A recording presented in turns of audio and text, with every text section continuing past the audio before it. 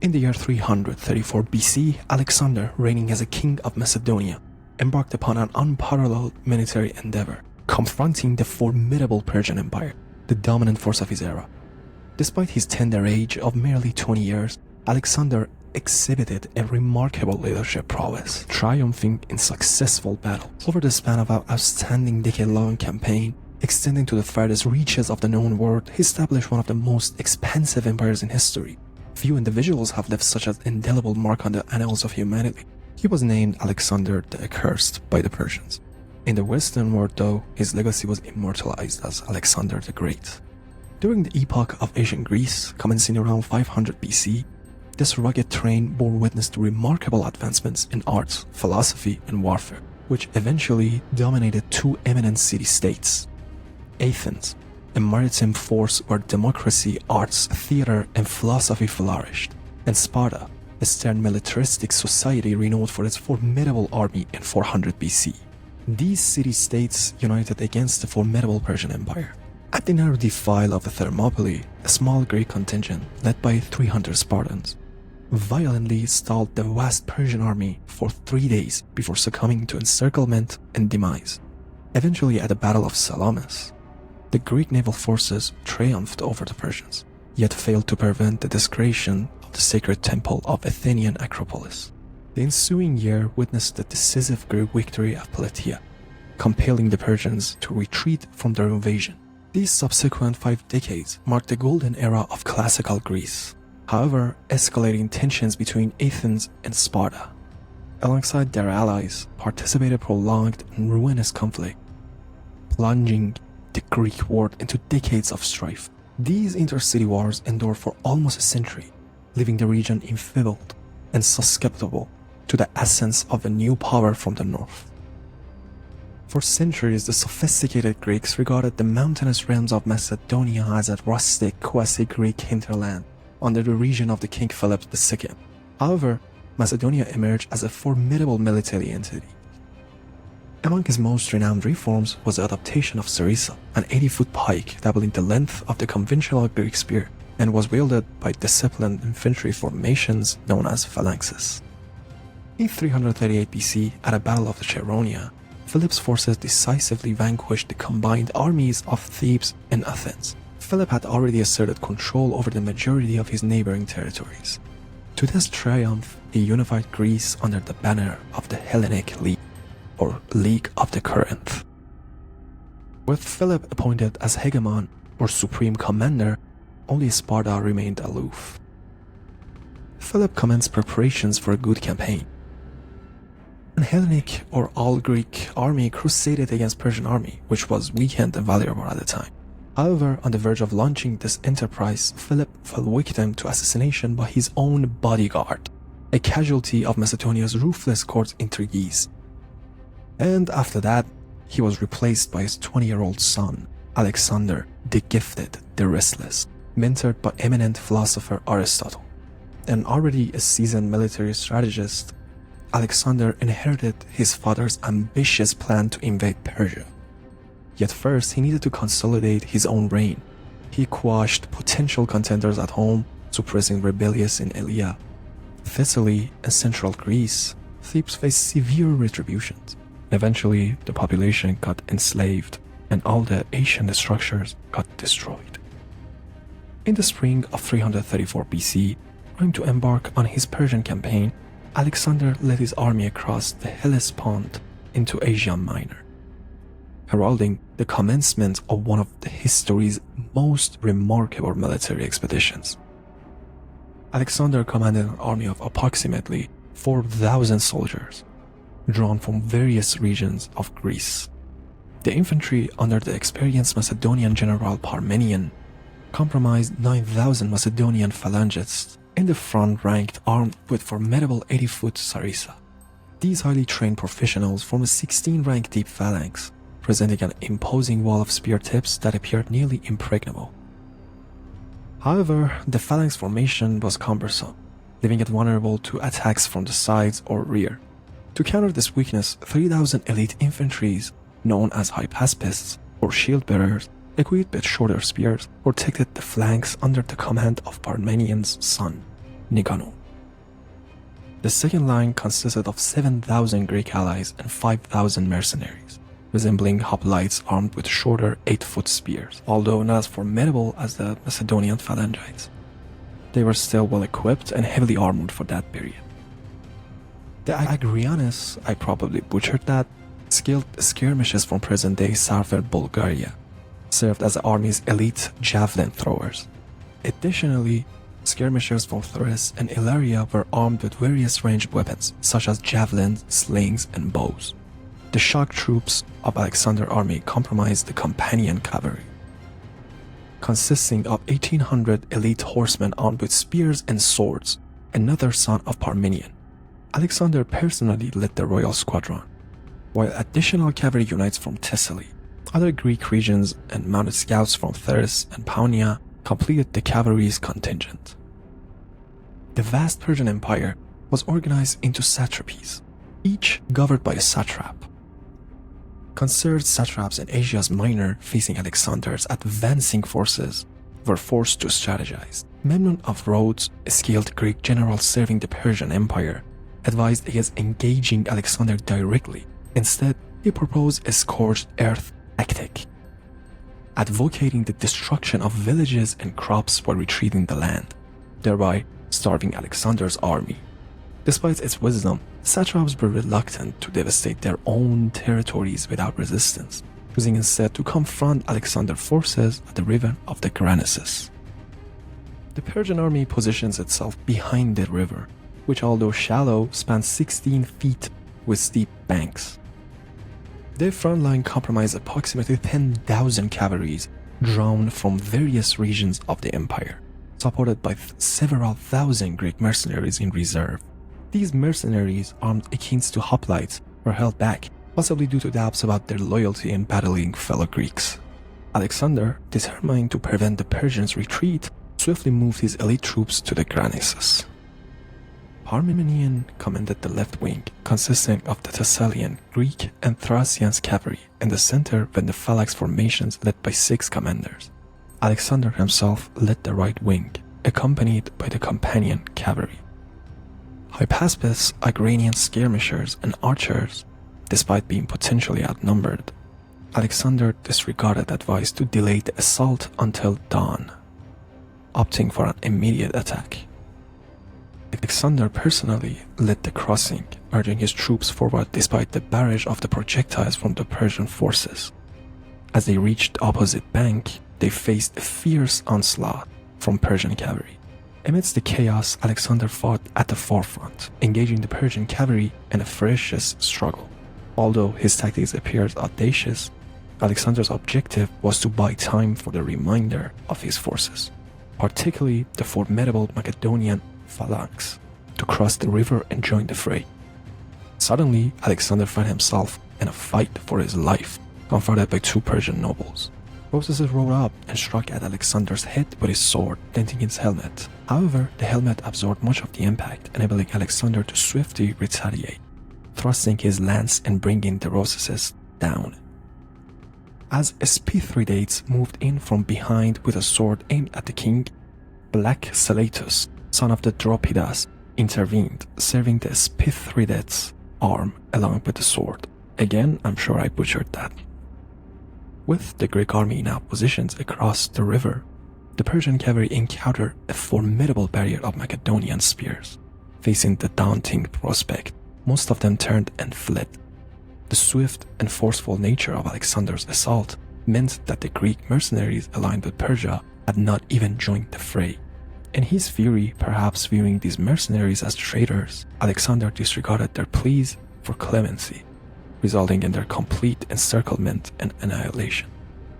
Thus, Alexander achieved a resounding victory, placing Asia Minor under his sway.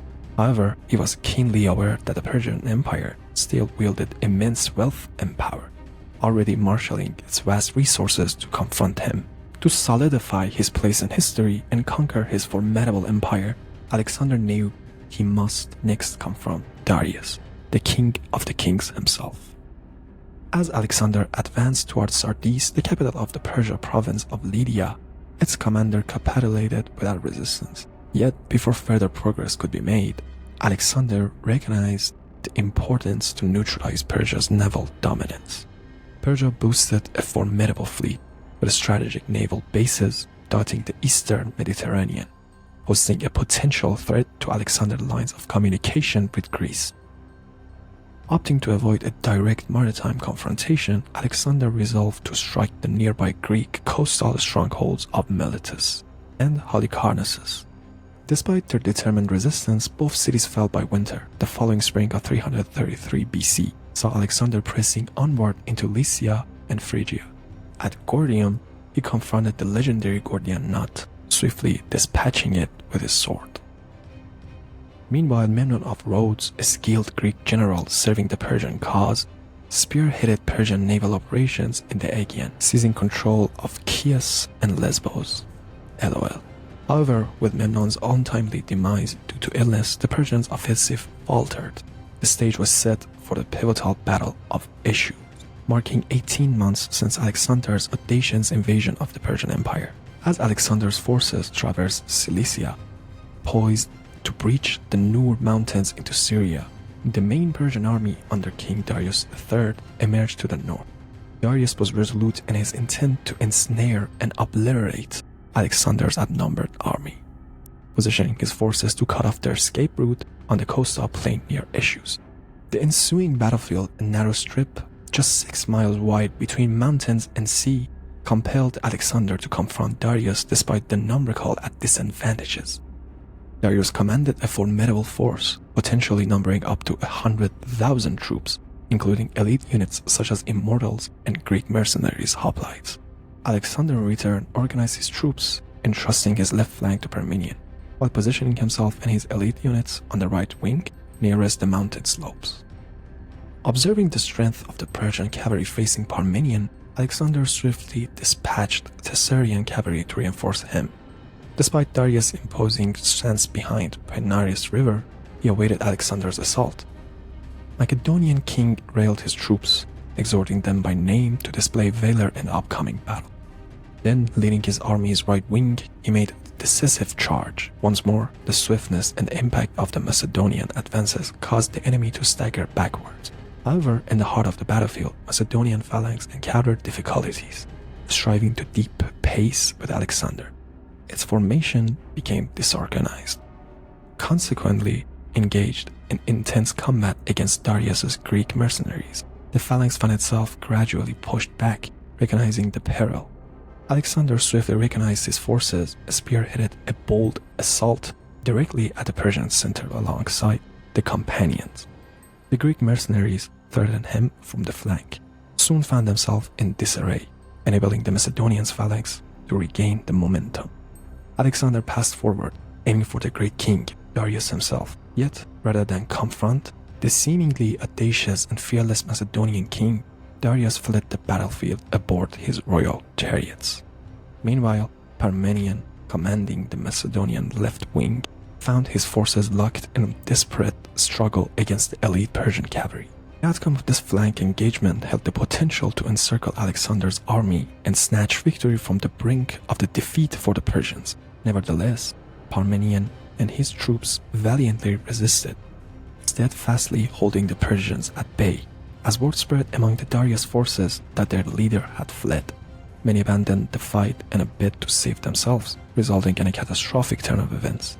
As the battle devolved into a massacre, Ptolemy, one of the Alexander's commanders, later recounted the staggering number of Persian casualties, so abundant that they filled a deep ravine, facilitating the Macedonian advance. Renowned as the son of Amun, Alexander secured a resounding triumph at the Battle of Issus. Among the spoils of victory were Darius's wife, mother, and 3 children, all treated with dignity under Alexander's command. With the Persian field army in retreat, Alexander shifted his focus to subjugating the western reaches of the Persian Empire. In 3032, the coastal cities of Phoenicia capitulated to Alexander, efficiently ending Persian naval dominance in the Mediterranean. However, the island city of Tyre staunchly resisted, its defenders exhibiting remarkable bravery and skill, even in the face of Alexander's constructions of a causeway and 2 cavalry siege engines. which they countered with fiery ship attacks. Nonetheless, after 7 months of relentless siege, Tyre's walls were breached, leading to its fall and subsequent slaughter or enslavement of most of its inhabitants. Gaza too succumbed to siege tactics. Alexander pressed onwards to Pelusium, situated on the Nile Delta. The Persian governor of Egypt surrendered the province along with its loyal treasury. At Memphis, the ancient priests hailed Alexander as a liberator from Persian rule and crowned him pharaoh, establishing the city of Alexandria at the Nile's mouth. Alexander journeyed to the desert oracle of Siwa, where according to some accounts, he was acknowledged as the son of Amun, the paramount deity. Returning to Tyre in 331 BC, Alexander received unsettling news of turmoil brewing back home. Despite his monumental victories against the Persians, many Greeks viewed Alexander as a tyrant. King of Aegeus of Sparta, backed by Persian support, initiated a rebellion against Macedonia.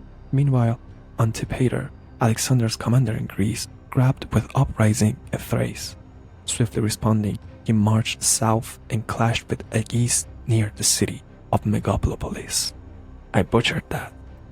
Even the high and mighty Spartans proved no match for Macedonians' prowess as they suffered a crushing defeat, with King Aegeus among the fallen.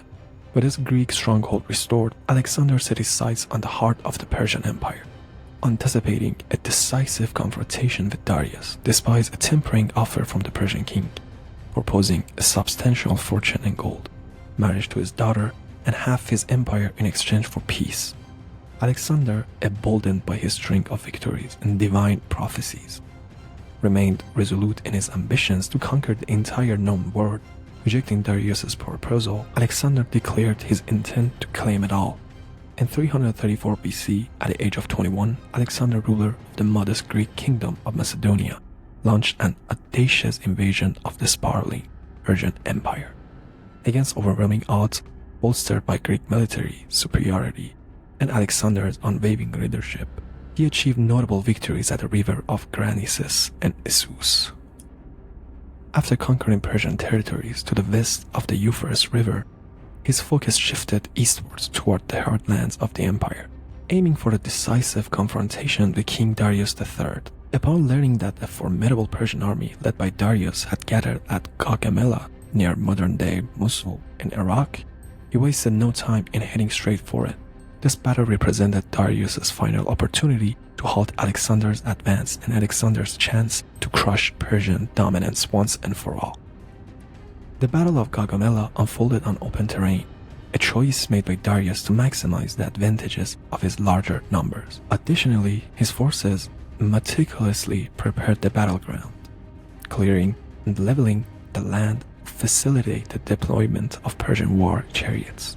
Estimates suggest that the Persian army numbered between 15,000 and 80,000 troops, drawing soldiers from various regions of the empire, including infantry from Syria and Babylonia, cavalry from Armenia, India, and Central Asia, as well as up to 200 chariots and a small contingent of war elephants.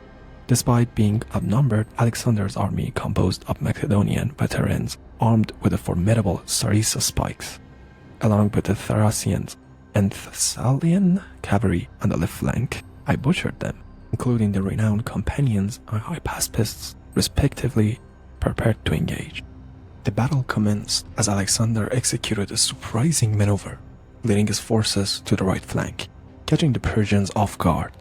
This prompted a response from the Persians, relocating troops from their center to counter Alexander's movement and prevent him from exploiting the cleared terrain. Unknown to the Persians, Alexander's maneuver was a ruse to draw them into weakening their center. Exploiting this vulnerability, Alexander initiated a fierce assault, targeting the weakened Persian center and advancing towards Darius himself.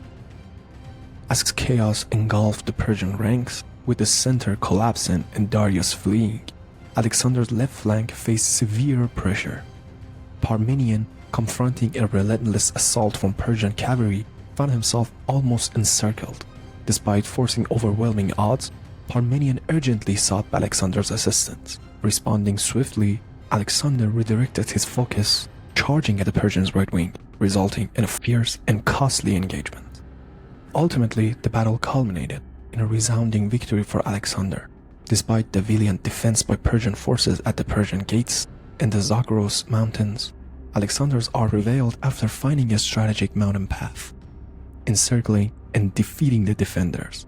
This victory not only secured Alexander's dominance, but also paved the way for his triumphant entry into Babylon, the heart of Persian Empire, where he recognized as the rightful ruler. Similar acclaim awaited him in Susa, where he ceremoniously ascended the Persian throne. In the early year of 330 BC, Alexander arrived at Persepolis, the ceremonial capital of the empire. His intention was to portray himself as a liberator to the Persians, aiming to be seen as the rightful successor to King Darius. However, his actions contradicted this image when he commanded the pillaging and burning of Persepolis as retribution for the Persians' invasion of Greece and the destruction of Athene's sacred temple in 480 BC. Moving forward, Alexander directed his march northward into Media, where Darius had sought refuge in the royal city of Ecbatana. Alexander was determined to capture Darius, but the fleeing king sought sanctuary in eastern province of Parthia, Bactria, and Sogdia, hoping to muster a new army. However, fate took a different turn, as Darius was assassinated by one of his own governors, Bessus, who then declared himself as the new ruler of the empire. Alexander ordered Darius to be laid to rest in the royal tombs of Persepolis alongside his forebears before pausing to organize the administration of his vast empire. Appointing viceroys to govern the provinces on his behalf, Alexander retained several Persians in their position who had pledged allegiance to him. His subsequent endeavors focused on containing his eastern expedition, with the primary objective of locating and eliminating the usurper Bessus, I probably butchered that name, along with asserting control over the eastern territories of the empire. In 330 BC, Alexander passed onward with his eastern campaign, resolute in his pursuit of Bessus, the pretender to the Persian throne, and in consolidating his authority over the empire's eastern regions. His initial destination was Arya, situated in present-day Afghanistan, where he queued a rebellion led by the Persian governor Sati Barzan Shah, who had initially feigned submission to Alexander. Subsequently, Alexander proceeded to establish the city of Alexandria, Ariana, modern Herat, following his victory over Sati Barzan Shah. His journey continued to Phrada, where he confronted internal threats, reminiscences of the conspiracies prevalent in Macedonia's court politics. Despite the esteemed statue of Philotas and Parmenion, prominent commanders who had contributed significantly to his triumphs, Alexander ordered the execution of Philotas upon uncovering a plot to assassinate him. Resuming his pursuit of Bessus in 329 BC, Alexander founded Alexandria Arachosia, modern Kandahar, as he advanced into what is now southern Afghanistan. The eventual betrayal and capture of Bessus marked a significant milestone in Alexander's campaign, enabling him to further extend his dominion into modern Tajikistan. Nevertheless, Alexander encountered formidable resistance from Bactrian and Sogdian tribes, prolonging his engagement in a challenging guerrilla warfare.